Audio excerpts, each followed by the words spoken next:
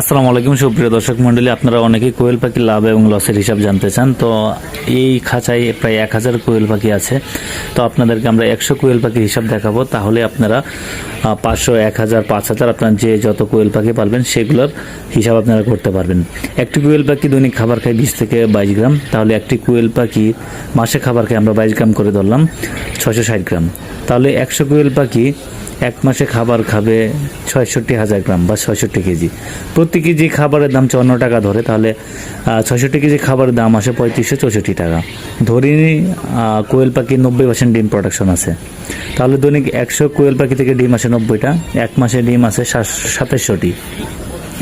প্রতি ডিম আমরা ২.৫ টাকা করে ধরলে বর্তমান বাজারে এটা ২.৫ টাকা করে আছে, তাহলে ২৭০০ ডিমের দাম পড়ে ৬৭৫০ টাকা। ওষুধ, লিটার, কারেন্ট বিল ইত্যাদি মিলিয়ে খরচ ধরলাম ৫০০ টাকা এবং ডিম বিক্রি টোটাল ৬৭৫০ টাকা। তাহলে আবার খাবার, ওষুধ, লিটার ইত্যাদি আনুষঙ্গিক মিলিয়ে টোটাল খরচ হচ্ছে ৪০৬৪ টাকা। তাহলে ৪০৬৪ টাকা থেকে আমাদের ডিম বিক্রি ৬৭৫০ টাকা মাইনাস করে দিলে ২৬৮৬ টাকা এক মাসে ইনকাম আসে।